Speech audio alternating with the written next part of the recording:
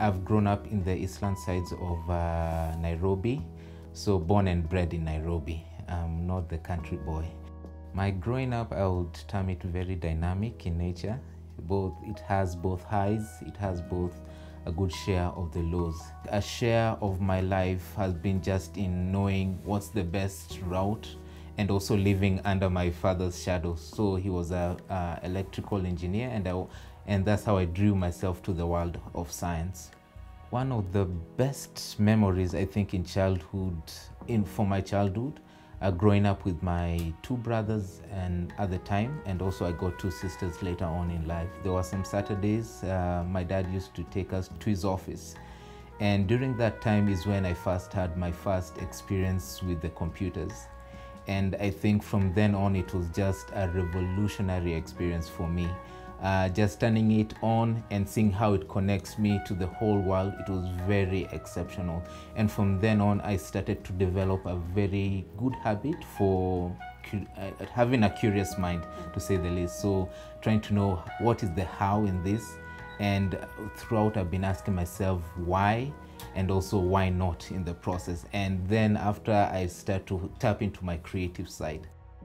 One of the personal struggles was when I was now finishing my Form 4, and the life that I was used to when growing up was not the same. There was a bit of change when it comes to my father's occupation, deciding to go all the way into business, and sometimes he didn't, you know how business goes sometimes, and things just go belly up on you. And I think one of the personal struggles now to decide, now it's not going to be the same as I thought it would turn out for me to be, but now the personal struggle was now in coming out of that shadow. How can I make a life for myself? How do I now strap my boots, pull up my socks, and now start to work harder than I thought my current trajectory was going to be? And making that conscious choice was pretty much more of an internal motivation for me, and coming out of it was now what propelled me to be the person I am today. One of the struggles also that I can point out was on even with the system that we have right now in Kenya. People have already set a path for you: finish university, get a job in what you have already studied. And that was one of the things now was how do I come out of this narrative that people think will shape your future? And now trying to find more opportunities. I don't want to do maybe physics for the rest of my life. I am a curious guy. I want to see how things happen, why are things the way they are. And after that, now making that conscious decision to get out of that path was one of the main hurdles that I had to overcome. Growing up, I wanted to become an aeronautical engineer. So we all have that dreams. I'm very fascinated by planes. One thing that I lacked was connection. So it was how do I connect to the right people? Sorry to say, but maybe it's me who did not take hold of those kind of opportunities, but it wasn't made readily available to most people. Because we have a set of, there's a timetable, follow it, and maybe you'll land safely.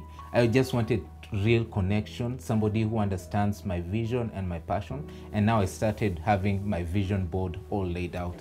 This is where I want to be, this is who I want to become. And it all started with getting the right kind of connection. And I can say that for me, my calling is now connecting people to those sort of opportunities. And to say my clientele, it will be the youths of, let's say, the underprivileged youths in the African continent. How do I link them up to this kind of opportunities that I myself, I wasn't privileged to get it, but I had to maybe crawl my way up the ladder and ensure I get it. And I don't want someone stepping on their necks or them stepping on other people's neck in order to get to that kind of opportunity. Honesty, hard work, and diligence in the kind of work that I do. Just to define for myself, honesty is being true to both myself and to the people that I come across. My first job was as can I give it a, let me give it a title today. I think it was a shop assistant, or to pamper it, I was an assistant manager. I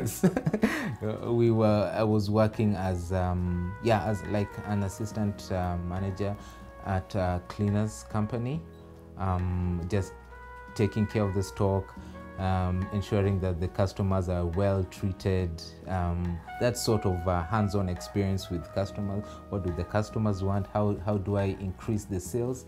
And I think that was when I was joining my third year. That was my first experience in the work environment. Own your journey. No one will hand you your future. You have to make the best out of it. You have to make sure that it's the best version of yourself. If you believe in parallel universe, make sure that this universe is the best version of yourself. So own your journey and be willing to go through the process, no matter how painful or tedious it may be. Yeah, and it's an advice for both young and old.